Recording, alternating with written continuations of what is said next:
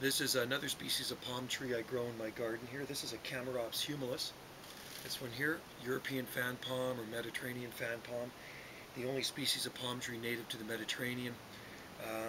The blue form of this one is Chamaerops humilis cerifera, and it grows in the mountains of Morocco, the Atlas Mountains, and it actually has bluish silvery fronds on it. This is just the regular green form of Chamaerops humilis. That's the Latin name for it.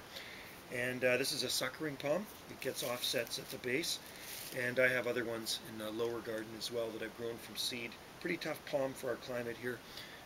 The key to growing this one, of course, like with many palms, is well-draining soil and full sun. Unfortunately, this one here has a lot of competition with native trees behind it, so some of the roots from those trees have infiltrated the soil here, and does kind of put a damper on the growth situation. It slows it down a little bit. Other than that, it's a pretty healthy palm. I do fertilize it every so often. The petioles on this palm have wicked spines up it. They're very sharp, unlike Trachycarpus fortunei. They do have stiff fan leaves on them, and there's some pretty good sized specimens here on Salt Spring Island. The biggest one here is probably about 9 feet in width.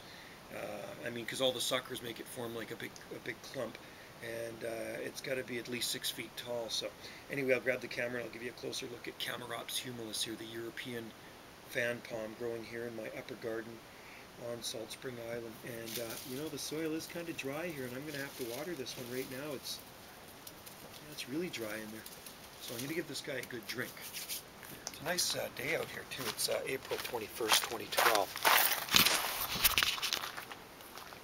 So that is a European fan palm right there. Mediterranean fan palm, whatever you want to call it. Chamaerops humilis, growing happily. I'll show you the spines on the petioles here. You can see here, very sharp. And you can see the offsets in the bottom. If you look closely, you'll see shoots coming off the bottom of it here. Here, suckers, right there. So they form a beautiful clump. And one of my favorite palms, of course. Like most of the palms I love. But this is a real nice one to have in the temperate garden.